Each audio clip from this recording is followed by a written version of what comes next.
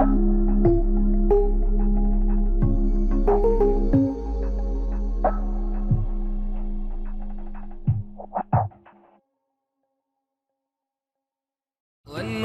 لاح النور لاح لما حضرنا أبا الزهراء.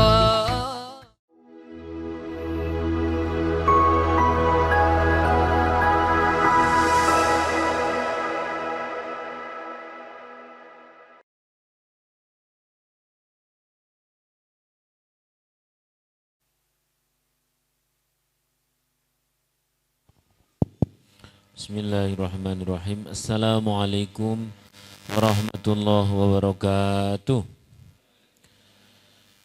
Kurang semangat ya. Assalamualaikum warahmatullahi wabarakatuh.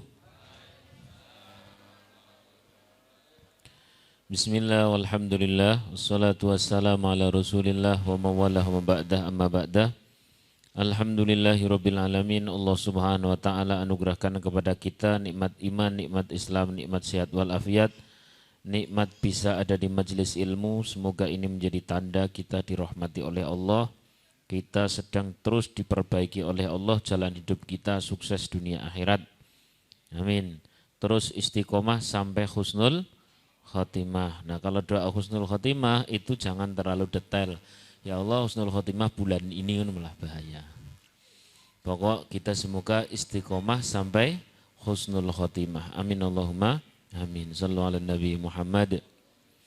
Baik, kita akan mulai ngaji kita malam ini. Kita mulai dari kitab Unwanul Hikam. Bismillahirrahmanirrahim. Qala al-mu'allifu rahimahullah ta'ala wa nafa'ana bihi wa bi'ulumihi wa bi'asrari fid dharaini amin. Ini kalam yang nomor 10. Kalam yang nomor 10. 9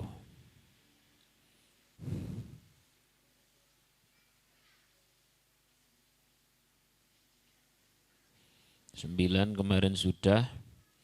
Kalam yang nomor 9 itu intinya adalah agar kita tidak terlalu fokus dengan apa? Jasad. Tidak terlalu fokus dengan apa? Jasad. Karena jasad itu khilqah, ciptaan Allah. Biasa-biasa saja, tidak usah terlalu dipusingkan, syukuri yang penting bersih, rapi, nutup aurat. Kalau ada yang nomor 4 apa? Pantas ya. Nomor 4 itu pantas. Nutup aurat sih, jenengan yang pria dari pusar sampai lutut. Tapi apa meh Jumatan kok ngono kuwi? Kan ya ndak. Maka ada akhlak, ada kepantasan. Kemarin sudah kita bahas. Sallallahu alaihi Nabi Muhammad. Sekarang nomor 10. Wa in asaa musiun falyakun laka fi urudi zallatihi safhun wa ghufranu. Wa in asaa musiun, bila datang seorang yang membuatmu luka, yang membuatmu sakit, yang membuatmu kecewa, yang membuatmu marah, yang membuatmu merasa terkhianati, yang membuatmu hati itu bagaikan dikerok pakai garpu. Tahu-tahu nikah sama orang lain gitu toh. Atau tahu-tahu nikah sama teman sendiri. Bagi yang bisnis, ketoke wingi kae tembunge utang. Ya, tembunge utang iki wis 3 tahun ora bayar, ngerti wonge lagi jalan karo fotone di-share plus makanan enak. Nah, aku hanya seperti ini. Wanganane sing enak-enak, kanan kirine itu sing mewah-mewah. Bilang aku hanya seperti ini ora iling nek duwe utang-utangi nanggon sampean. Kira-kira rasanya piye? Nah gitu. Maka in asaa musiun, bila datang orang yang mengkhianati, membuatmu sakit, membuatmu kecewa, membuatmu lara, membuatmu pokoknya tidak nyaman. Ada kadang orang kalau bilang itu halus, pelan, tapi nyelekit banget. Nek ngomong, jebule kowe kere, ngono. Kan nyelekit. Atau ada orang yang dia tidak nyelekit. Dia tidak salah, hanya kamu perlu sakit hati. Bagaimana tidak ketika sudah bersama denganmu, koyo-koyo ini wis ya oh ternyata dia bilang, kan kita hanya teman ya Mas ya. Sebenarnya tidak ada yang salah. Atau ini urusan bertetangga. Bertetangga. Namanya orang bertetangga itu ada saja. Ya alhamdulillah untung di pondok kita ini tidak ada tetangganya, jadi meh tekan bengi tulanan rebana sampai malam ya ndak ada yang terganggu. Ya. Paling yang terganggu adalah orang-orang yang di jalan, mereka ndak terganggu. Kadang-kadang orang bertetangga itu Masya Allah luar biasa. Sampai Rasulullah SAW berpesan, "Mangkana yu'minu billahi wal yaumil akhir," sapa ngaku wonge iman karo Gusti Allah lan hari akhir, fal yukrim jaroh, maka muliakanlah tetangga. Ini berat banget ini. Yo nek tetangga niki apik. Kadang ono tetangga itu kalau dalam bahasa Indonesia saya belum tahu. Ngerti ini bahasa Inggris. The gapleki. Pokoknya hawane meh menang dhewe. Menang dhewe, ora gelem salah, hawane menang.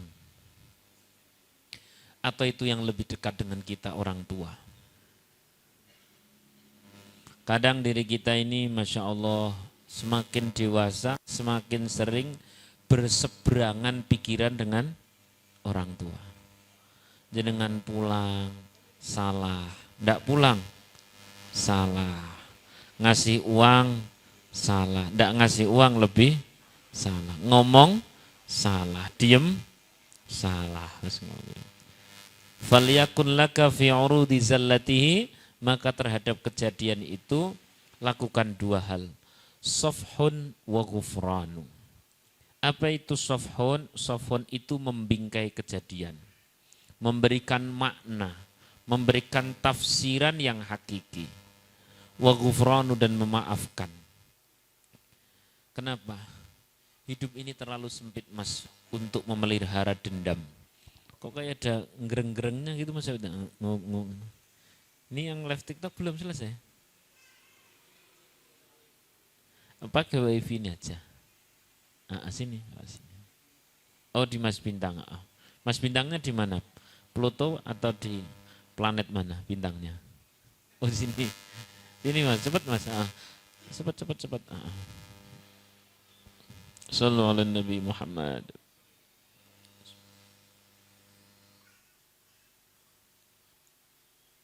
Baik, saya lanjutkan. Falyakun laka fi urudi zallatihi safhun wa ghufranu. Kecilin. Dikit-dikit aja yang kecilin sih. Sallu ala Nabi Muhammad. Nah, kita lanjutkan ya. Wala tastawil hasanatu wala sayyi'ah. Namanya kebaikan sama keburukan itulah tastawi, tidak sama. Tidak sama itu berbeda. Idfa' billati hiya ahsan. Idfa' billati hiya ahsan. Balaslah keburukan itu dengan kebaikan. Fa illadzi bainaka wa bainahu adawah, sehingga antara dirimu dengan antara dia itu ada permusuhan, ka'annahu waliyun hamim. Karena kebaikanmu itu yang terus menerus, maka nanti akan menjadi teman yang baik. Begitu. Bahasanya adalah kalau ada orang melemparmu itu batu, ya, melemparmu batu, maka kau balas dengan lemparan apa? Bunga, gitu ya. Sak pot-pot ya. Podoi loron ya. Bukan begitu. Nah ini saya tuh paling pas itu kalau ndak usah dikasih bas, wonge cilik digedek-gedek ki malah tambah wagu. Kecilin lagi. Sallallahu alaihi Nabi Muhammad.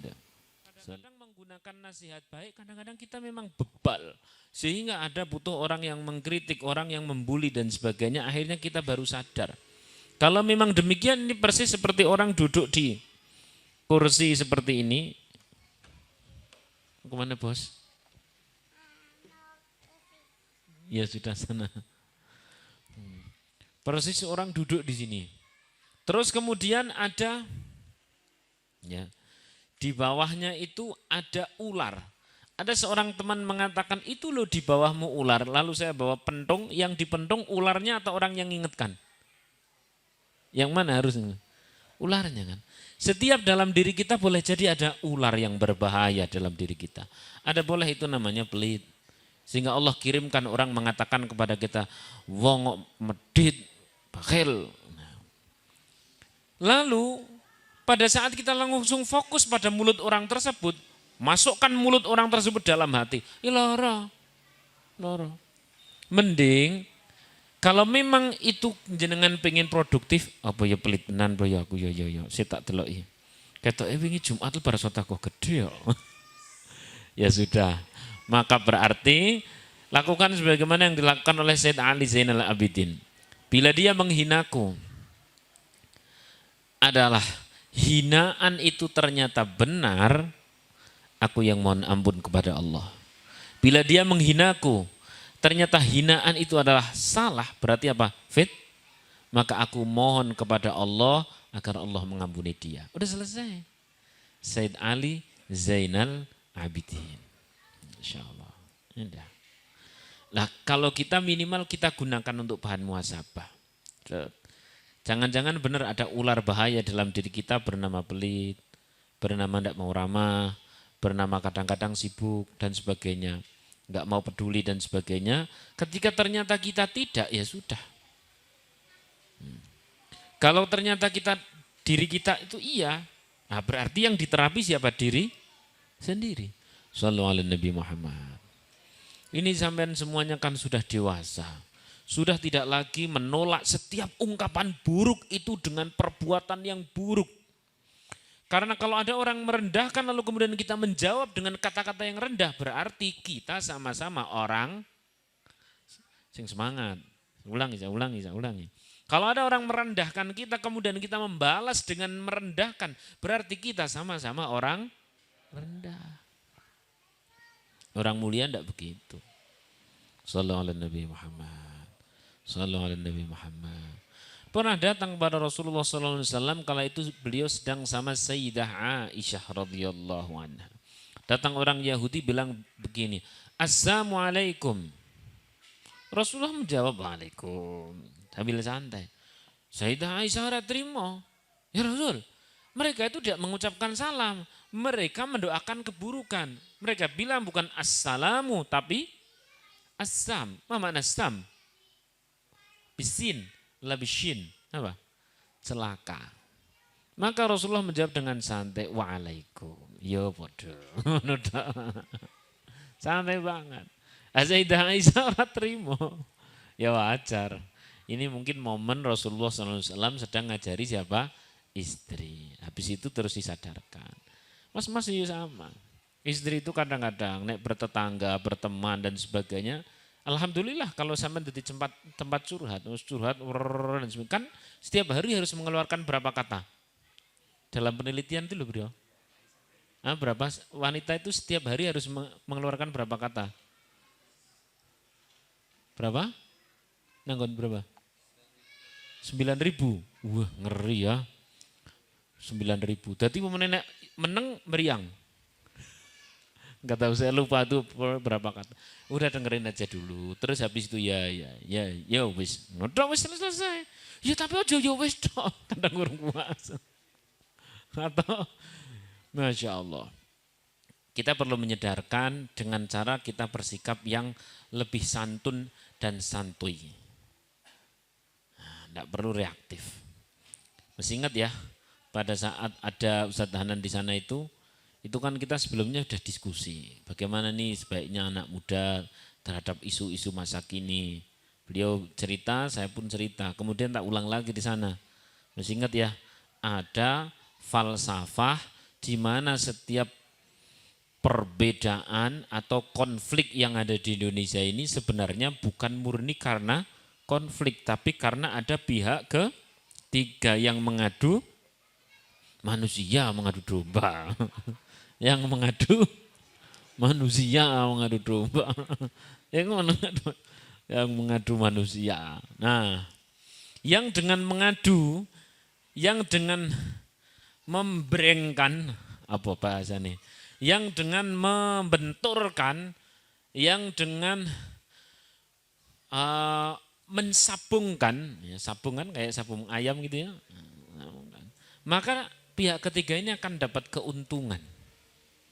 Karena yang paling mudah untuk diambil segala sesuatunya adalah orang yang lagi geger. Suami istri lagi geger, maling lewat ora apa-apa, njiko kuwi ki remote pisan gawa. Ngono. Kesempatan bagi pihak ketiga. Ada falsafah tukang sabung. Dulu pas saya lagi ngapalin Quran nang Kudus, ada satu tetangga itu memang setiap hari sabung ayam. Dan saya kepingin ya sekedar duduk santai. Ya harapannya adalah mereka yang ketularan Quran, orang aku sing ketularan sabung ayam. Tapi sekali saya tanya, Pak, ki ayam sing paling regone larang, ayam sing paling duwiti, karena tiap hari buat sabung, buat ditarung-tarung gitu loh. Ayam sing paling duwiti itu ayam yang seperti apa toh Pak? Karena disabung ke, ditarung-tarung ke, pikiran kita akan melayang. Ayam yang mahal, yang paruhnya kuat. Yang fisiknya besar. Yang jalunya panjang. Pikiran kita begitu. Ternyata enggak. Tukang sabung bilang, enggak yang seperti itu mas. Ayam yang paling duiti. Ayam yang kalau kita sabungkan, terus kemudian dia langsung gabres. Habis itu kan kemudian kita ini dapat event. Eventnya namanya event apa? Adu ayam, ini adu manusia. Adu ayam, kita dapat uang. Dari event tersebut. Lah ayam yang seperti apa? Dia jawab, ayam yang kalau dipancing marah dikit langsung marah. Bayangkan, kalau ada ayam paruhnya kuat, jalunya panjang, fisiknya besar, dingenek-ngenek ke tawadhu. Enggak duiti. Jadi orang yang dikit-dikit marah, yang dikit-dikit mungsuan, yang dikit-dikit naik, yang dikit-dikit tempe, temperamen, itu sangat menarik bagi pihak ketiga yang sedang mencari keuntungan. Lah karena itu sampean cah Mas, sing gawe sing santuy. Asli. Sallallahu alaihi Nabi Muhammad. Pernah di sekitar agak kali pancur dikitnya, sekali pancur ini. Temen, dia tuh bilang begini, sama saya bilang begini, saya itu ketika sudah mulai Islam seperti ini sama teman-teman saya lama, dia mu'alaf. Sama teman-teman saya lama, saya itu dihabisi di WA, dihabisi di sosial media dan sebagainya. Mereka nek ngece Nabi Muhammad pol-polan. Ya. Mereka nek ngece Quran pol-polan. Saya bilang begini. Ada orang yang reaktif dalam rangka menjaga Al-Quran. Ada orang reaktif yang dalam rangka menjaga nama baik Rasulullah dengan cara tegas, ya sudah itu cara beliau. Kita patut menghormati dan husnudzon, niatnya baik. Tapi kalau saya tanya kepada saya butuh nganalisa. Butuh apa? Nganalisa. Teman-teman sampean pada saat sampean jadi muslim, itu dia tahu tentang Islam enggak? Ya enggak tahu. Lah kok ngomentari? Ya mungkin tahunya dari sana, dari luar. Sudah. Nah, terus bagaimana? Udah. Saya tidak usah balas kecuali balasan itu pakai akhlak yang baik. Coba ajak mereka makan. Tidak usah bicarakan tentang Islam. Tidak usah bicarakan tentang Nabi Muhammad. Ajak mereka makan. Buktikan bahwa zaman itu punya akhlakul karimah. Satu ketika dia tanya, kok zaman kok apian men tau saiki? Lalu dia menjawab, sing apian dudu aku bro. Sing apian kuwi Islam yang sedang saya anut. Klep. Sallallahu alaihi Nabi Muhammad Sallu ala Nabi Muhammad. Understand? Tapi kita menghormati orang-orang yang tegas. Sama-sama saling menghormati. Ya. Nek saya sebelum bertindak analisa terlebih dahulu. Ya. Kalau untuk diri saya sendiri sebelum analisa malah istikharah dulu. Karena kita belum benar-benar tidak tahu orang mengatakan seperti apa, ya karena memang pengetahuannya itu. Informasi yang baru sampai ya itu. Mau ngapain kalau memang seperti itu? Ini bersih kita marahin orang yang dia tidak tahu kesalahannya. Hah? Masya Allah. Sallu ala Nabi Muhammad. Kembali lagi ke tema. Wa in asa'a musi'un falyakun laka fi urudi zallatihi safhun wa ghufranu. Bila datang orang di dalam kehidupanmu membuat dirimu tidak nyaman, membuat dirimu tidak enak, membuat luka di dalam dirimu, membuat sesuatu yang menyisakan sesak. Apakah urusan apapun itu? Termasuk urusan-urusan yang anak-anak muda, biasanya urusan apa? Hah, cinta. Masa contohnya kuwi terus. Contohnya kuwi sing mesake bapak-bapak ki lho sing aja kuwi ngono lho. Ya tapi memang itu yang paling luar biasa. Itulah kenapa di surah An-Nur itu loh. Di surah An-Nur belakangnya itu di penutup bagian ayat itu ada bahasa begini. Watubu ilallahi jami'an ayyuhal mu'minuna la'allakum tuflihun.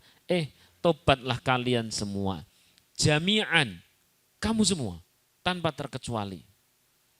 Kenapa Allah menghitopi kita, mengajak kita bicara bahwa kita disuruh bertaubat tanpa terkecuali. Karena tanpa terkecuali kita pasti pernah punya dosa, betul? Ada yang tidak punya dosa? Ngacung sini, kita sebut barang-barang Nabi terus habis itu kita laporkan ke polisi. Gak ada kan orang yang tidak punya dosa, setiap kita pasti punya dosa. Uniknya kata-kata jami'an, taubatlah kalian semuanya tanpa terkecuali, itu adalah surah An-Nur yang atasnya itu membicarakan hubungan antara pria wanita. Itu menunjukkan bahwa setiap diri sampean semuanya, diri kita semuanya itu pernah punya dosa riwayat nanggon babagan kuwi. Understand? Orang saat diterangke sama nesma. Cetrang? Ada kenang-kenangan dosa di bagian itu dosa apa dosa tahu rasa terangke ono cah cilik-cilik santri-santri urung paham ku lho yang pasti kita disuruh taubat Allah. Baik, kita mulai masuk pada solusi. Kalau mau langsung memaafkan itu sulit, Mas. Sulit banget langsung memaafkan. Untuk kelas-kelas orang seperti kita tuh langsung ngapura, Masya Allah, ya berat tenan. Bagaimana bisa langsung memaafkan? Dia itu kemarin ya masih bersama saya, tiba-tiba WA itu muncul. WA-nya, yo api aku doakan kamu mendapatkan yang terbaik, Mas. Ini aku ternyata sudah ada yang ngelamar. Dan aku yakin kau tidak akan susah, tidak akan sedih karena wajahmu adalah wajah Quran. Wajah Quran ya wajah Quran, tinggal kau ngono yang ngentek-ngentek tisu. Repot tuh. Apalagi mbak-mbak. Masya Allah, ini kadung loro hati. Masya Allah, kaya bumi wis ora ono gunane. Bumi ora ono gunane. Enggak ada gunanya hidup aku di dunia. Mending aku mati saja langsung. Malaikat amin. Masya Allah. Udah usah segitu-gituan lah, nggak usah segitu-gituan, biasa saja. Kayak yang ada di belakang truk itu loh, putus cinta itu biasa, putus rem baru luar biasa ini. Oke. Wes pokoknya begitu, langsung kemudian bisa memaafkan itu perkara sulit, apalagi urusan finansial, keuangan. Nanti zaman akan merasakan ya Allah. Biyen kae ngajak kerja sama. Saiki wonge dihubungi wis ndak bisa. Nomornya hilang, ditelepon ndak diangkat, di WA cuman centang biru 2 tulisan dhuwur online. Kan sakit. Nah, lah kalau seperti itu agak sulit. kita langsung memaafkan, maka sofhonnya itu yang perlu digarisbawahi. Ma makna sofhon? Sofhon itu kayak nek saya baca kitab kayak gini ada namanya sohifah, lembar. Kalau sofhon itu sohifah, tapi yang pertama atau cover. Maka sofhon itu makna yang lebih enak itu adalah bingkai. Kalau makna orang-orang psikolog itu seperti apa?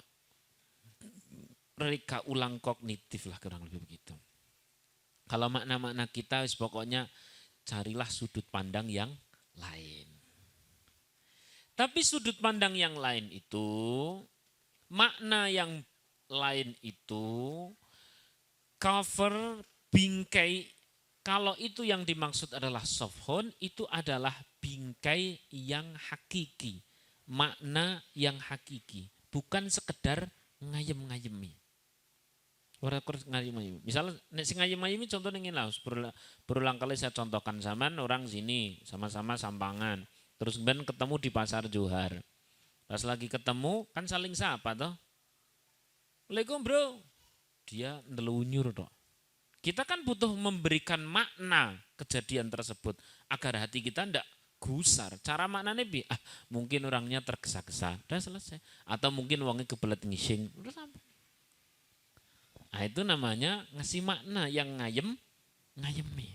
Lah kalau sofhon itu ngayeminya bukan kamuflase, ini memang benar-benar hakiki. Apa makna hakiki dari sofhon yang ngayemi atau makna yang ngayemi dari sofhon itu apa? Ada beberapa mas. Ya, yang pertama adalah tiap kali ada orang yang membuat engkau lara, engkau sakit, yang di atas rata-rata terutama mas. Sing sampai kau mengatakan bahwa, nek aku ngingkiri didolimi saya ini jelas. Saya jelas ditipu, saya jelas dibikin sakit. Maka kau pahami, kita pahami bareng. Yang namanya orang berbuat zalim, kemudian yang didolimi adalah diri kita. Ingat, kita itu di waktu yang sama berarti dihadiahi oleh Allah namanya doaun mustajab. Doa apa? Mustajab. Tapi yang benar-benar didolimi, kadang-kadang kita ini bukan didolimi, cuman rumongso didolimi. Aku sing repot, terutama mbak-mbak kuwi, masya Allah. Sidik-sidik loro ati, sidik-sidik loro ati, sidik-sidik loro ati. Nganti udan lho, udan maneh, loro ati, udan loro ati. Terus salah sapa? Ngenyang jeruk lho. Jeruk cilik-cilik ini kok larang. Ya iki memang regane semene, Mbak. Tapi wong sak upil-upil. Lah apa upil sak jeruk. Wis pokoknya gampang banget lorati, ndak usah gampang-gampang lorati lah, iman-iman. Nah, iman-iman awake dhewe. Ya. Lah kalau memang benar dizalimi karena ada urusan finansial, ya dibawa lari itu uangnya. Atau ada janji yang tidak ditepati, ya. Janji yang tidak ditepati, atau ada miskomunikasi yang membuat engkau sakit dan sebagainya, maka sebenarnya kita mendapatkan doaun mustajab. Doa mustajab itu siapa yang ngasih? Allah. Lewat siapa? Orang yang berbuat zalim. Ini pernah saya zaman Cik nang Kalialang itu loh. Ada orang datang dari komplek tertentu, tidak usah diceritakan. Dia bilang demikian, Ustaz, Assalamualaikum, Waalaikumsalam. Saya ini lagi minta doa, lagi mau minta doa. Lah kenapa? Anak saya lagi sakit di rumah sakit. Ini rumah sakit. Ngerasa sakit toh? Ini dulu rumah sakit. Capek enggak? Luar biasa capeknya. Luar biasa. Dan biasanya lagi sensinya. Betul enggak? Lah saya yang lagi capek luar biasa ngurus anak yang lagi sakit. Ya, besok itu mau operasi, tolonglah didoakan. Saya butuh doa yang sangat mustajab. Ya, nanti kita doa bareng-bareng. Nah, gini Ustaz, yang paling saya tidak terima, saya pulang ke komplek, ternyata di komplek saya itu lagi dibicarakan keburukannya. Saya katanya yang ngambil ini, yang ngasih keputusan ini dan sebagainya. Itu zalim banget sa RT. Saya sudah tahu, orang yang jadi provokator orang tua, ini aku lagi musibah kono jan wong tak sing gelang lapangan. Katanya seperti itu. Saya bilang begini Pak, udah senggel-senggelan gini Pak, tangannya putih. Tak tarik tangannya, seret. Bilang tau Pak, Alhamdulillah. Loh kok Alhamdulillah? Muni Alhamdulillah. Alhamdulillah. Begitu dia bilang Alhamdulillah. Alhamdulillah gimana Ustaz? Alhamdulillah. Sama datang ke sini minta apa? Minta doa mustajab. Panjenengan Pak sudah punya itu doa mustajab. Kok tahu Ustaz? Iya. Jenengan katanya lagi didolimi orang. Sebenarnya Allah lagi ngirimi apa? Satu paket doa mustajab. Mau lewat orang itu. Maka kalau kita pernah disakiti, kalau kita pernah didolimi seseorang, tidak usah terlalu fokus sama yang nyakiti. Tidak usah terlalu fokus sama mulutnya orang itu. Atau wajahnya, kadang-kadang kita kan kayaknya pengen balang sandal. Atau dibobos-bobos suara ini. Kadang-kadang pengen seperti itu. Tidak usah terlalu fokus sama itu. Karena kita lagi punya doa apa? Mustajab. Saya tanya, doa mustajab itu biasanya digunakan untuk apa? Umum dewe loh. Ana wong ngloroni, terus kemudian kita punya doa mustajab. Doa mustajab buat apa? Balas ndoake apik apa sing elek? Tenane. Sing apik apa sing elek? Tapi sing elek, sing apik kuwi ora percaya ya. Mosok terus zaman ketipu 10 juta, ya Allah berikan rezeki yang lancar bagi dia. Nah, ora percaya. Ora percaya. Nah, terus zaman sing nom-nom ki terus ditinggal nikah, ya Allah. Aku rela sakit hati asal dia bahagia. Orang ngandel, orang ngandel. Orang percaya. Paling ngono ki arep banting HP. Kalau sampai kita doa buruk kepada orang tersebut, maka malaikat berkata, amin wa anta kadzalik. Semoga Allah mengabulkan, tapi kamu juga sama. Ya Allah berikan kepada dia sakit. Berikan kepada dia keluarga yang berantakan, sakit panu, sekujur tubuh dengan variasi panu orange, biru dan maka amin wa anta kadzalik, kata malaikat. Semoga Allah kabulkan, tapi kamu juga. Malah dalam riwayat yang lain ditafsir oleh para ulama, amin wa anta kadzalik awalan. Muga Gusti Allah ngabulke, tapi kowe dhisik. Repot. Dongake apik ketek ora kuat. Dongake elek napa? Kuatir balik. Piye nek dongake apik? Dongak tetep ora kuat. Masya Allah, berat. Ora kuat. Terus, ya Allah, jadikan dia cepat kaji, cepat umroh. Paling burine meni cepat mati. Jadi khawatir balik kepada diri sendiri kalau buruk. Kalau baik, nggak kuat. Terus gimana? Maka fokuslah ketika engkau didolimi oleh seseorang, dikhianati, dibikin sakit, dibikin tidak enak. Fokusnya kepada kita punya hajat apa. Kita punya masalah apa. Sejid, aku kok ngerti-ngerti didolimi wong ya. Sejid, aku duwe hajat apa ya. Kurang lebih begitu. Ini si Fulan yang datang ke rumah kala itu saya masih di Kalialang. Dia langsung tak suruh bilang, jenengan Pak, duwe donga mustajab. Nggak usah tengok sana tengok sini. Doa mustajab itu iman-iman. Jenengan datang ke sini minta doa mustajab, ternyata jenengan sudah dikirimi oleh Allah Subhanahu wa taala melalui difitnah di komplek. Udah, nggak usah fokus sama orangnya. Fokus raih itu doa mustajab, kirimkan, layangkan buat putra panjenengan sing sesuk bakal operasi. Muga-muga mari tanpa operasi.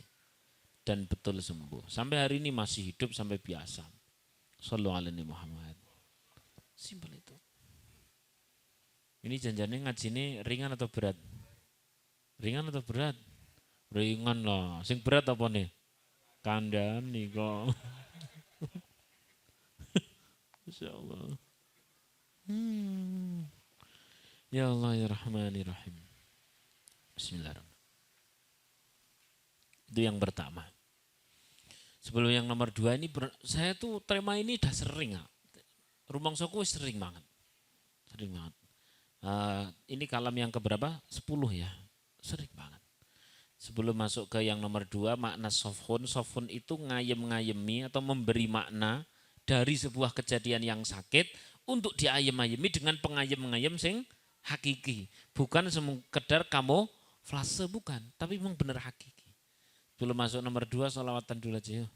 Sesuk jane nek ini tau Mas. Malam Selasa ya ono sholawatan enggak apa-apa.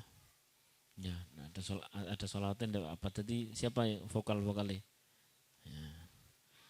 Terus siapa? Siapa? Ya nafsuti. Ya. Allahumma salli wa sallim ala sayyidina Muhammadin sahibil bushra salatan tubashiruna biha wa ahlana wa auladana وجميع مشايخنا ومعلمينا وطلبتنا وطالبتنا من يومنا هذا إلى يوم الآخرة. Lebih serempak Allahumma salli wa sallim ala sayyidina Muhammadin sahibil bushra salatan tubashiruna biha wa alana wa auladana wa jami'a masyayikhina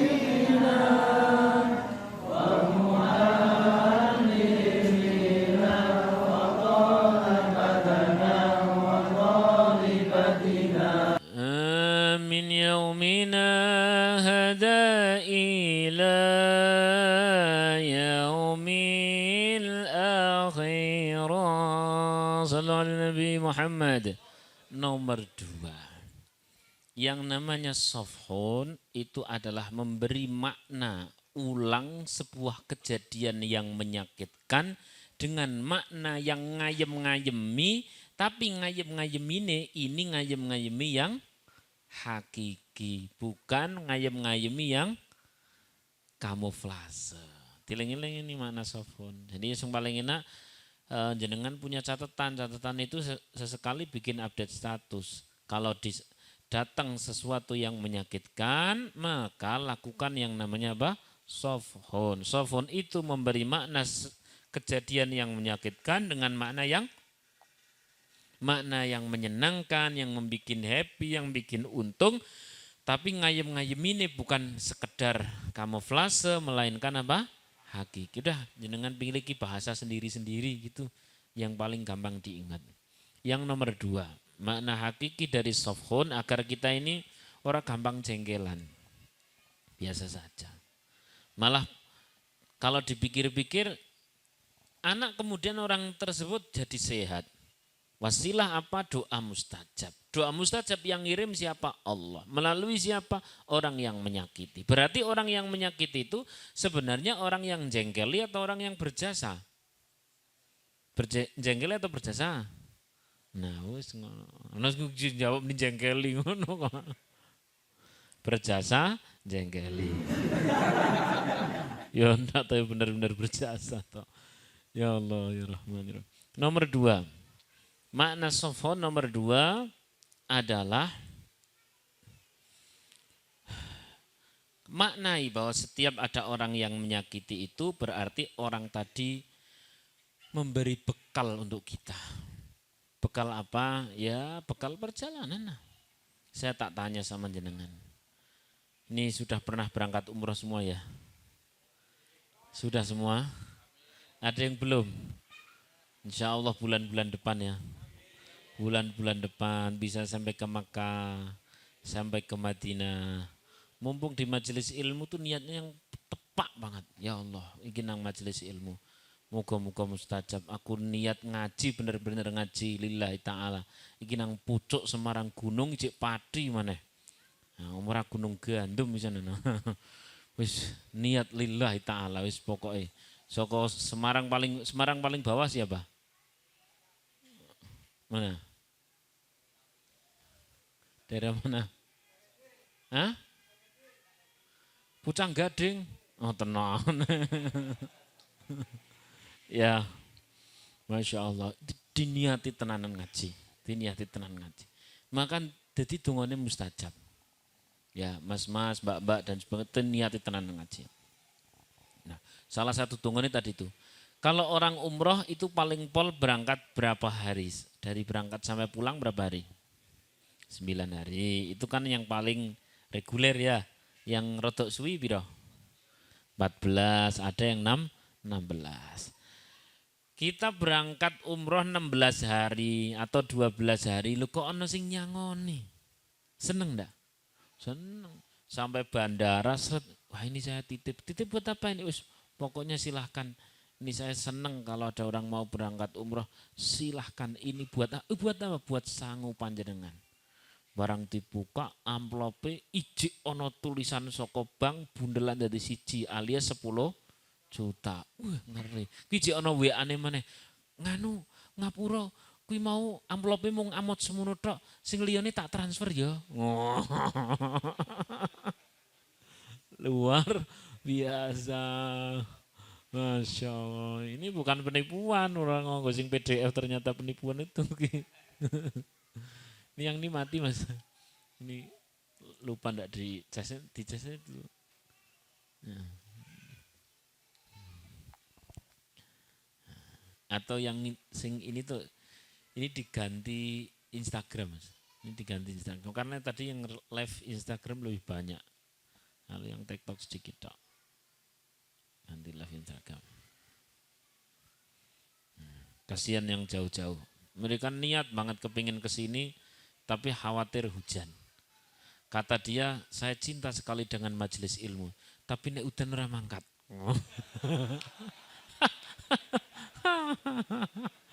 Aduh. Ini posisi cah nom sing pacaran. Aku demi kamu itu. Laut pun aku apa? Seberangi gunung aku. Ndaki lah wingi kok ora mangkat. Grimis mas. Aduh. Repot gitu.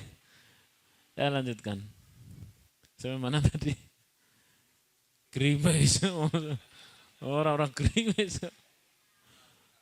Bekal ya, bekal. Orang mau berangkat umroh, kasih bekal 10 juta masih ditransfer. Ya, 10 juta lagi. Tekan kono masih di WA. Bro, entek burung duite. Wah, ngeri.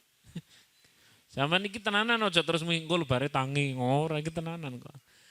Ada orang berangkat paling 12 hari, disangoni senenge ra karuan. Betul ya? Apalagi kita punya perjalanan ya Allah yang panjang luar biasa. Ini perjalanan akhirat. Ini bukan hitungan hari. Bukan sekedar hitungan tahun. Perjalanan akhirat berapa?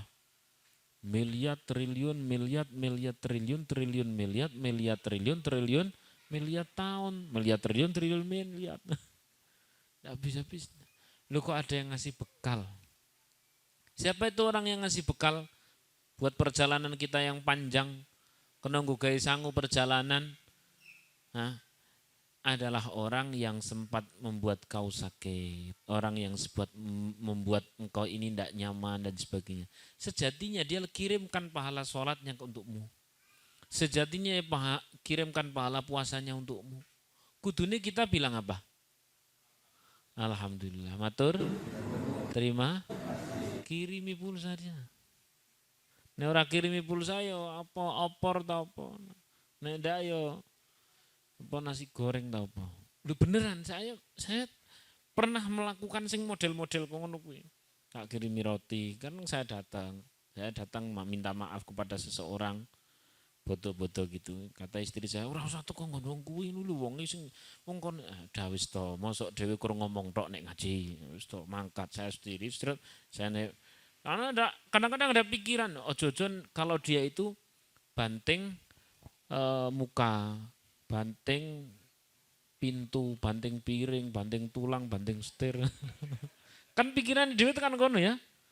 Tapi ya sudahlah, enggak ada urusan kita adalah dia pernah mengirimkan kebaikan untuk diri kita, maka layak diri kita untuk ngasih roti atau apalah. Saya sampai sana ngapura ya mas ya, nek saya salah. Nah toh bener Ustadz yang salah karena Ustadz yang jaluk ngapura. Aduh ya Allah.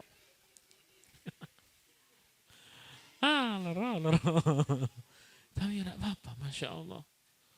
Kita ini sesekali ngerasa kesingkong ngono-ngono kuwi. Nikmat banget.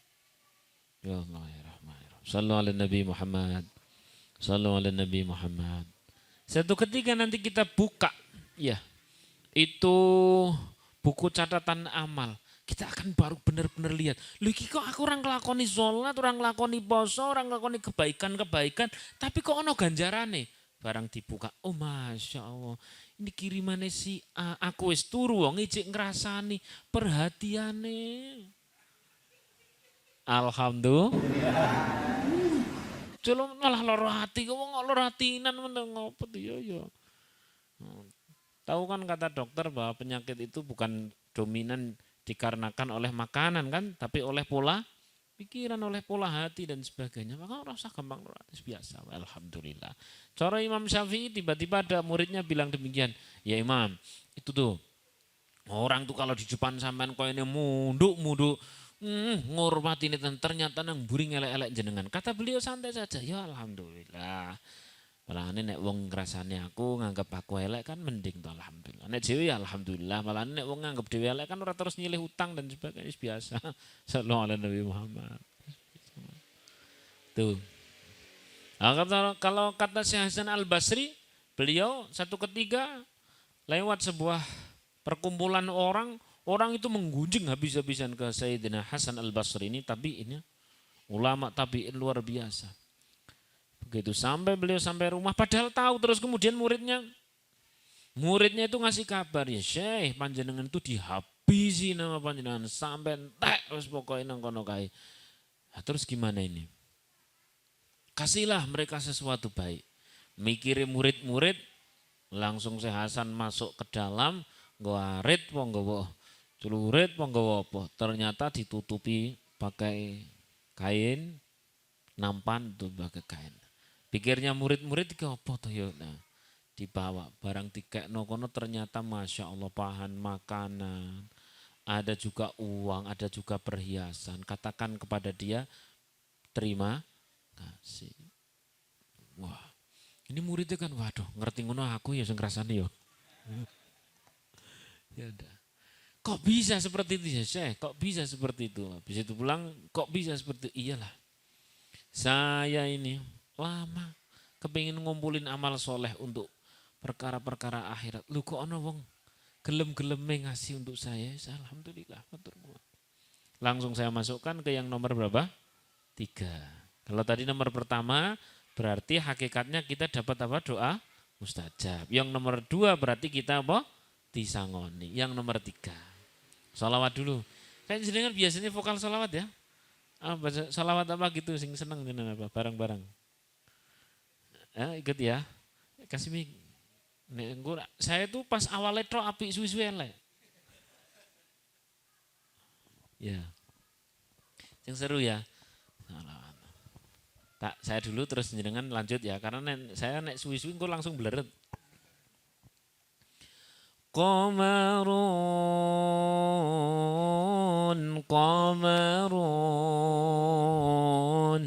Qamarun sidna nabi qamarun wa jamil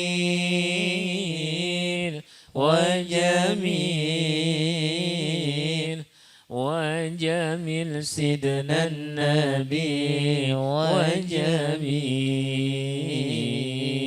bareng qamarun yang keras qamarun سيدنا النبي qamarun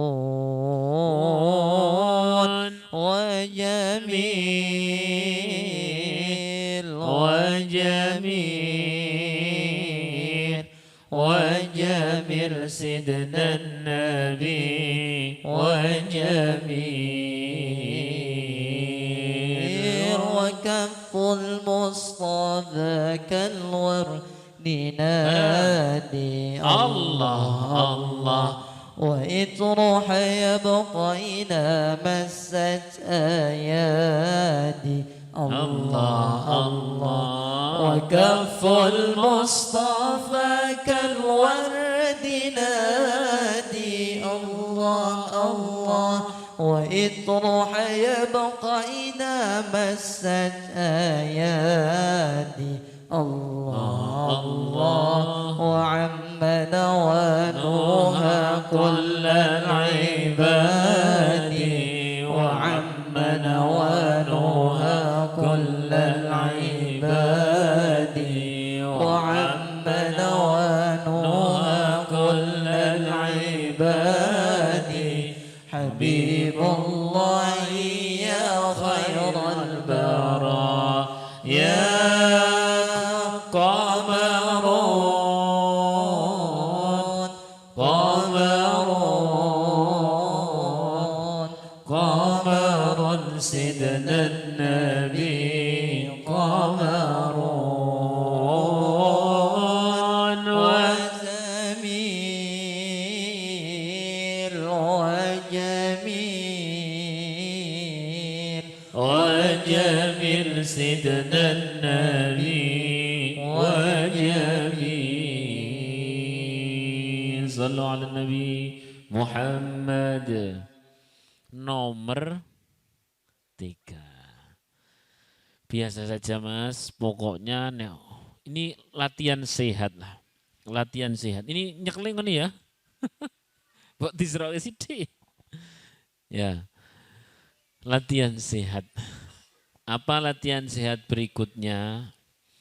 Adalah tiap kali ada orang yang membuat kau tidak enak, sakit dan sebagainya. Setelah dimuhasabai di dalam diri, maka sebenarnya orang yang membuat kita zalim kepada diri kita, dia berbuat zalim sehingga kita terzalimi itu adalah ini persis seperti orang yang sedang dibersihkan.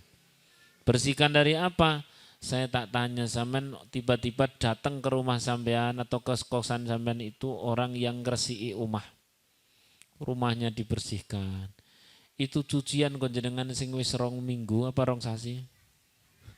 Orang ndang dicuci tiba-tiba dicucikan. Dipemeni terus kemudian disetrika resik sak kocone diresiki, sak jugane diresiki, piring-piring resik kabeh sampai rumah itu bersih. Kayak mirip hotel bintang 7. Komplit. Habis itu orangnya pulang. Kira-kira orangnya pulang telunyur gitu jenengan sempat bilang apa? Terima. Nek duwe roti gawake ora? Gawake. Masya Allah. Kenapa? Karena dia membersihkan kita punya rumah. Padahal urip nang donya ki sing diresiki ora mung omah tok. Sing paling perlu diresiki urip nang donya iku dosa.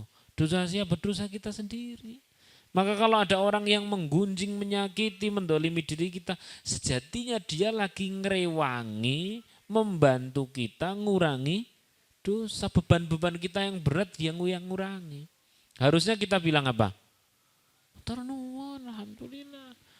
Bahkan ana wong ngenyek nang ngarepe Pak, matur suwun Pak. Aku dosa akeh malah mbok entek-entek ya alhamdulillah, gowo kabeh. Ngono. Gowo kabeh. Jadi kita lebih santai. Sallu ala Nabi Muhammad. Sallu ala Nabi Muhammad. Dah, itu dulu yang dapat saya sampaikan. Itu kalam hikam yang keberapa? 10 unwanul hikam. Intinya pada saat datang orang membuat hati kita keruh, maka kita memaafkan. Kok memaafkan sulit? Maka lakukan sofhun. Ma makna sofhun dari itu?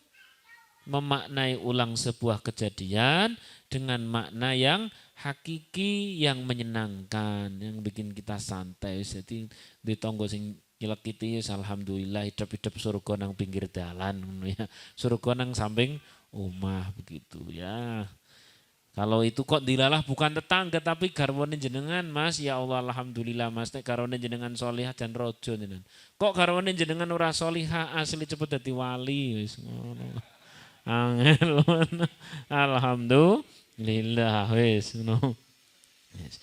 Gampang sing penting anggar wonge mangan sego madhep ulun nek salat wis rampung.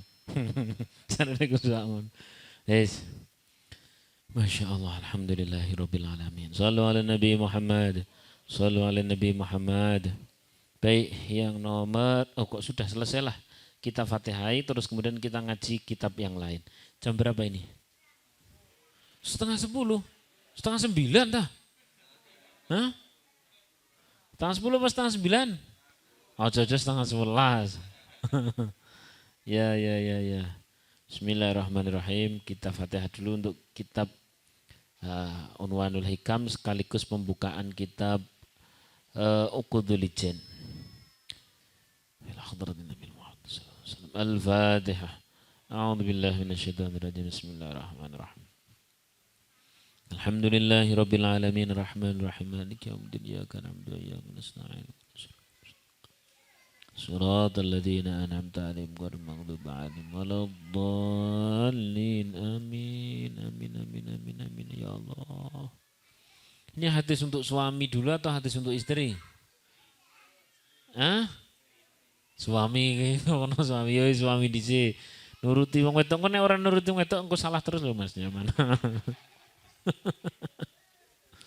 Bismillahirrahmanirrahim. Qala al-mu'allif rahimahullah taala wa nafa'ana bihi wa bi 'ulumihi wa bi asrarihi fid dharain amin ya rabbal alamin. La yalqallaha subhanahu wa ta'ala ahadun bi dzambin a'dham. Tidak ada seseorang yang menjumpai Allah Subhanahu wa ta'ala yang memiliki dosa yang lebih besar daripada dosa apa? Min jahalati ahlihi. Ya, tidak ada yang lebih besar dosanya kecuali membiarkan keluarganya itu bodoh. Sama dua istri. Itu sampai cara mandi besar saja sama ora tahu ngajari. Ya saya sendiri tidak tahu Ustaz. Ya di ngajak nang ndi gitu. Lah kuwi aku dhewe ora tahu ngaji wis itu dosanya lebih besar. Wah, usah tok medeni. Ora medeni ini memang nyata. Sehingga seorang wanita itu punya hak untuk diberi pelajaran, untuk diajari ilmu-ilmu oleh suaminya. Mas, aku kayak duit matur suwun. Tiap dino 10 juta ora apa-apa.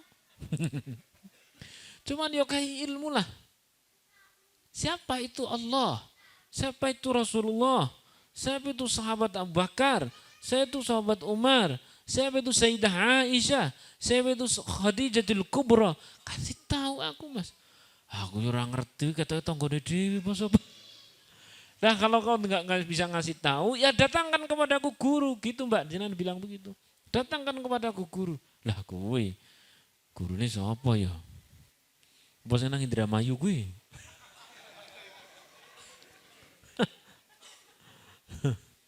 Ya sudah, kalau tidak ada guru, ayolah ngaji bareng.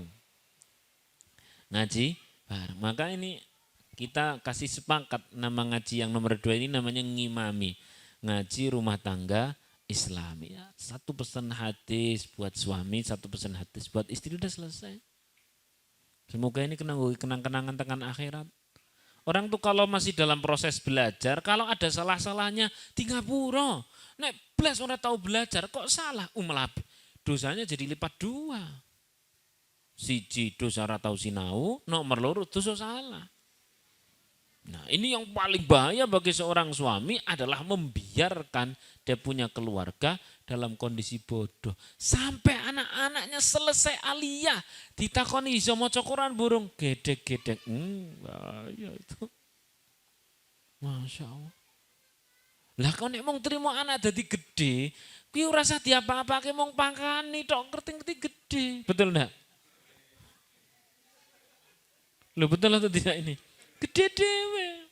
Ora usah dimodot-modot ki modot dhewe. Ha nek mong trimo gede tapi lolak-lolo, cagak listrik. Oh iya kayak ngaji Quran ya. Kenalkan sama Allah, sama Rasulullah. Piye carane sujud sing bener, itu tugas suami. Kalau istri tidak dikasih seperti itu, mbak nuntut toh. Daripada sesuk nang akhirat malah ora ono pucuke, ora ono rambunge nuntute. Sekarang nuntutnya. Masya Allah. Hanya kadang yang istri itu sing dituntut ora perkara sing kono-ngono duit. Mbok nek ilmu kurang itu minta toh Mbak.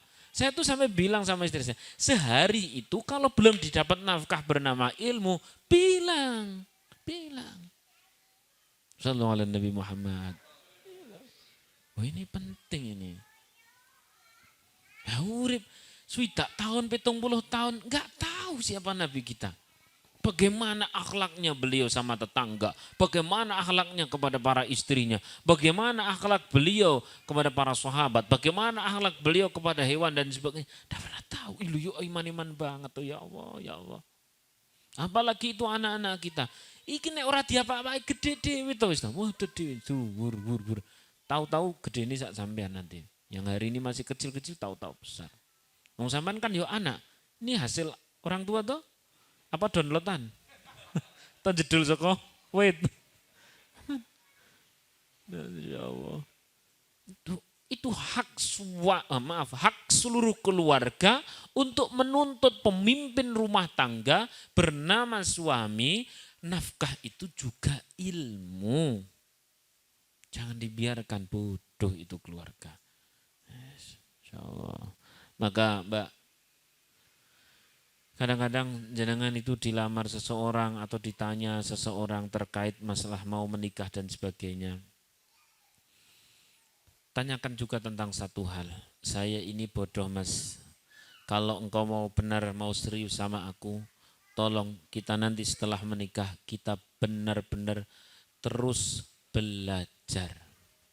Setidaknya itu hal yang paling menggaransi seseorang itu tidak menjadi orang yang kaku. Kenapa? Dia open mind, dia open ilmu, dia terus nambah kapasitas. Tapi nek wong wis ngaku pinter, repot tenan repot. Betul enggak? Sallallahu alaihi Nabi Muhammad. Mesti atos ngomong-ngomong. Lah sing paling enak adalah kalau memang pas lagi belum bisa, baca buku bareng. Baca hadis bareng, baca Quran bareng, gitu. Sing mesra baca Quran bareng, baca hadis bareng, begitu. Jomblo bayang ketok lah. Ya.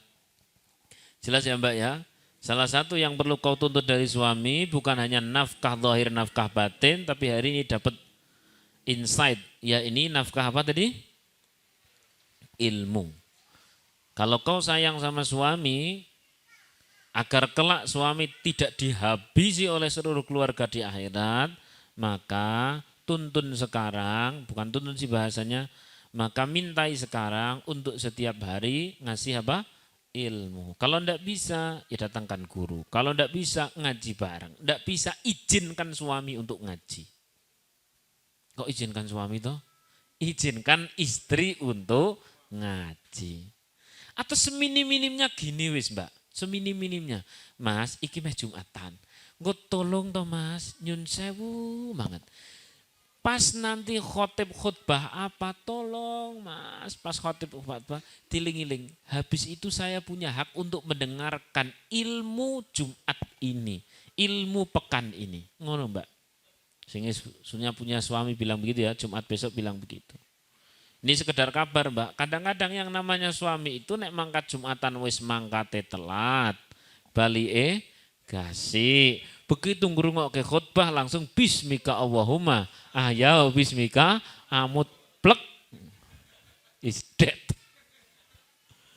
Nah biar ndak seperti itu mbak, jenengan bilangi kepada suami mas, saya punya hak, saya mau mengambil hak saya. Lu apa toh? Hak apa? Hak untuk mendapatkan ilmu pekan ini, Jumat ini. Terus piye? Engko nek khotbah jenengan dengarkan hasilnya apa, terangkan kepada saya. Balik piye Mas mau khotbah? Lah apik pokoknya. Lah apik piye? Apik banget. Lah ya apa intine? Lah kuwi. Aku merem deh. Ya Allah ya Rahman. Oleh karena itu ya penting untuk ngaji-ngaji seperti ini, Masya Allah. Ya khutbah seminim-minimnya pesannya adalah ittaqillah. Ya ini pesan apa? Bertakwa kepada Allah. Ya wis dek, pesannya adalah kita bareng-bareng suruh takwa sama Allah. Takwa itu apa? Simple, jalankan perintah, tinggalkan larangan, udah selesai. Ngono tok, yes kuwi tok. Liyane, lah kuwi aku ya merem nih. Ora sing ketoke mau mangkat ora merem wis tak kei kopi dhisik. Lah kuwi telat mau telat. Kadang-kadang yang dilalah khotibnya itu ya Masya Allah. Ya kecuali masjid-masjid sing digatekke tenanan ya. Khotibnya kadang-kadang ya tenanan. Tapi ada beberapa masjid ya Allah. Mesake itu khotibnya wis moco. Moco terus kemudian titik komane ora cetha. Hadirin yang dirahmati. Allah adalah. Repot. Masya Allah. Oleh karena itu ya ada khutbah itu ya dibenahi bareng-bareng kita sebagai umat Islam. Tidak boleh saling menyalahkan. Bareng-bareng kita benahi. Sing teko yang ngrungokke, sing khotib ya digenahke. Latihan, perlu latihan. Ini anak-anak saya itu harus bisa khutbah semua. Nah, harus bisa khutbah semua. Jadi latihan tiap malam Jumat atau apa, Jumat pagi wis lah, Jumat pagi atau monggo nanti sama pengurus-pengurus dilatih untuk khutbah bareng. Kok jojo pengurusnya ora iso khutbah. Harus bisa ya. Dah Ustaz Pak izin ya. Jangan libur terus. Ajar. Tuh anak-anak dilatih khutbah. Baik. Tekan di mau kok tekan khutbahnya. Pokoknya hadis untuk suami adalah suami itu punya dosa yang paling besar kalau sampai membiarkan keluarganya dalam keadaan apa? Bodoh. Ora iso maca Quran, ra ngerti nabine sapa. Yo ngerti Nabi Muhammad.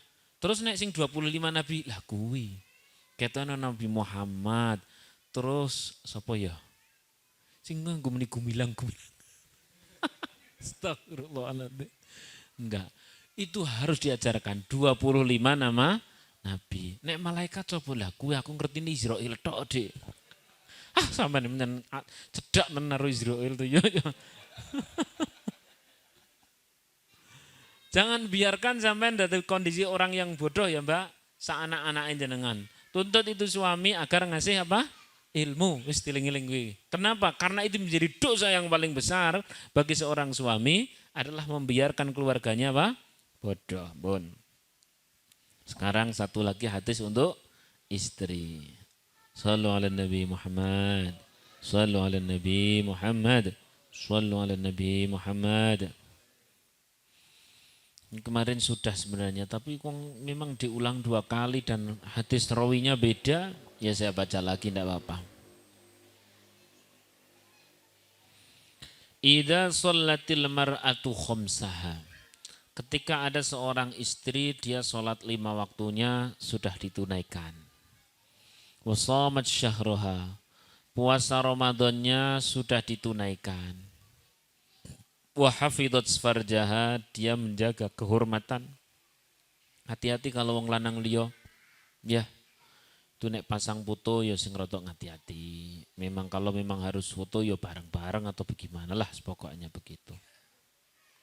Wa ata'at zaujaha.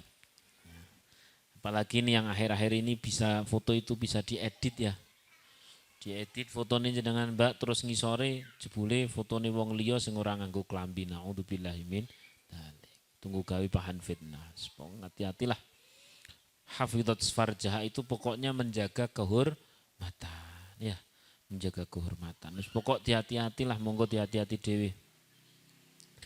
Nomor 4 wa ta'at zaujaha, taat kepada suami. Udah itu. Ternyata hanya 4 itu tok. Jalan surga seorang istri. Ya hanya 4 itu tok. Maka qilalah, dikatakan kepada itu seorang istri, udkhulil jannata, masuklah ke surga, min abwabil jannati syi'ti, melalui pintu manapun yang kau mau, wahai para wanita. Ini ono jendulane ya jane entuk. Pokoknya saking gampangnya. Karena peta surga seorang istri ini sedemikian mudah, jangan dipersulit. Kira-kira ora urusane sampean ora usah milu ribis.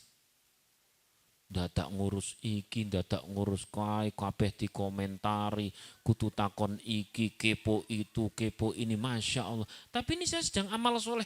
Amal solehnya seorang istri itu sesimpel ini. Wis digaweke gampang karo Gusti Allah. Yuridullahu bikumul yusra. Gusti Allah gawe gampang. Ojo diangel-angel.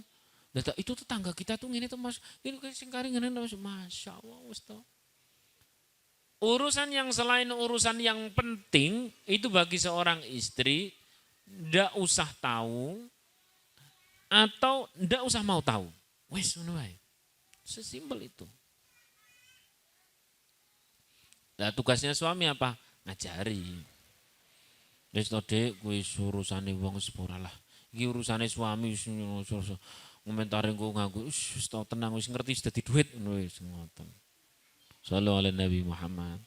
Tapi kan gini Mas, pulang sebagainya. Wis nyolah duitnya wis meneng. Si simpel. Lalu boleh ndak seorang istri kerja? Boleh, tapi kemarin itu jawaban yang lalu itu masih ingat ya? Harus izin apa? Suami. Satu. Nomor dua, tidak mengabaikan kewajiban sebagai seorang istri dan seorang ibu. Udah selesai. Lah kalau ini terabaikan, Masya Allah meh dute piro wae ora kanggo gawe. Apalagi sampai ngundat-undat kepada suami. Masih ingat ya hadis yang kemarin tuh saya baca? Ada seorang istri yang bilang, Mas, sampean kira ini orang nggawa popong nggawa dengkul tok toh. Waduh lah, berat. Itu maka akan dikumpulkan di akhirat bersama siapa kemarin? Korun. Na'udzubillahi min dzalik. Boleh seorang istri kerja asal kewajibannya seorang istri tidak terabaikan, kewajibannya sebagai seorang ibu tidak terabaikan. Sama apa satu lagi? Kalau keluar rumah izin suami, udah selesai. Nek ndak gitu Masya Allah, ini akhir zaman banyak sekali fitnah. Ya Allah. Udah itu dulu yang dapat saya sampaikan. Jadi jelas ya Mbak, jalan surganya jenengan petane itu muter-muter. Ora kakek amal sing aneh-aneh. Ini semua wajib dan semuanya itu perkara pokok. Maksudnya begini, sholat 5 waktu itu sebelum nikah wajib enggak? Wajib. Berarti kan memang perkara wis kudu toh. Sebelum nikah ya wajib, setelah menikah ya wajib. Terus kemudian sholat syahrul. Puasa Ramadan sebelum nikah wajib enggak? Wajib. Setelah nikah masih wajib. Kayaknya kan orang tambahan apa-apa, enteng gampang. Gampil banget. Gampil banget. Terus wahafidot farjaha, menjaga kehormatan. Sebelum nikah wajib enggak? Wajib. Kan orang tambahan, tambahannya mung sing terakhir tok. Yakni wa ata'at zaujah. Udah manut sama suami. Maka qilalaha, dikatakan kepada istri seperti itu, udkhulil jannata, udah masuk surga, min abwabil jannati syi'ti, manapun pintu yang dikehendaki. Udah sih. Digawe gampang karo Kanjeng Nabi, digawe gampang karo Gusti Allah. Maka karena digawe gampang, ora usah gawe PR dhewe, ora usah ngel-ngel. Boleh sampean meh ngajar, meh dadi pengurus ini, pengurus itu dan sebagainya, asal ini jangan terabaikan. Kalau ini terabaikan berarti kembali ke laptop, kembali ke pokok permasalahan, yakni ini sing paling nekake tekan surga. Wis ora usah nambah-nambah, wis dadak sing aneh-aneh. Saya harus berjuang untuk berjuang untuk iki lho sing papat iki jelas, mati bles langsung mlebu surga, ora ngombe enggak menggok. Paham ya? Ngono terus kemudian wah Ustadz senangane ndongake mati. Ora ini mempertegas bahwa jalan surga seorang istri itu sangat gampang. Ora usah ngomentari suami. Walah, Mas, RW-nan kengin ora usah mikir RW, tak pikiran aku dek wis iki papat iki tok. Sak wayah-wayah mati mlebu surga. Lah tok malah ndongake mati. Ora iki ora ndongake mati. Ini tuh simple banget seorang istri itu masuk surga. Ora aneh-aneh. Enggak yang terlalu banyak. Bahkan kalau mau menambah amal soleh bernama ini, itu, dan sebagainya. Misalkan amal soleh itu bernama puasa sunnah. Izin enggak? Izin suami melan. Masya Allah. Wis ngono ana jomblo aku meh tak takon lho ngopo kok puasa sunnah ora entuk. Wis jomblo mesake malah batek. Dah. Itu dulu yang dapat saya sampaikan. Semoga manfaat. Amin Allahumma. Amin ya rabbal alamin. Masyaallah. Al-Fatihah. A'udzubillahi minasyaitonirrajim. Bismillahirrahmanirrahim. Alhamdulillahi rabbil alamin arrahmanir rahim maliki yaumiddin iyyaka na'budu wa iyyaka nasta'in ihdinas siratal mustaqim siratal ladzina an'amta 'alaihim ghairil maghdubi 'alaihim waladdallin. Amin amin amin ya rabbal alamin. Bismillahirrahmanirrahim. Alhamdulillahirabbil alamin hamdan yuwafi ni'amahu wa yukafi mazidah. Ya Rabbana lakal hamdu kama yanbaghi li jalali wajhika wa 'azimi sultanik. Subhanaka la nuhsi thana'an 'alaika anta kama athnayta 'ala nafsik. Falakal hamdu hatta tarda, lakal hamdu idza radita wa lakal hamdu ba'da ridha. Allahumma ja'alna ya Allah, jadikan kami semua ya Allah min ibadikal mustajibin, menjadi hamba-hamba Engkau yang Kau ijabah doa-doa kami. Silahkan berdoa untuk hajat masing-masing.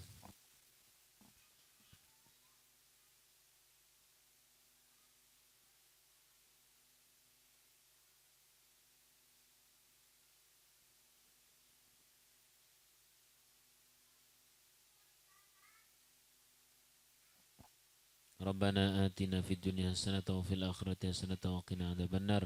Sallallahu ala sayyidina Muhammadin wa ala alihi wa sahbihi wa baraka wasallam. Subhana rabbika rabbil izzati amma yasifun wa salamun alal mursalin.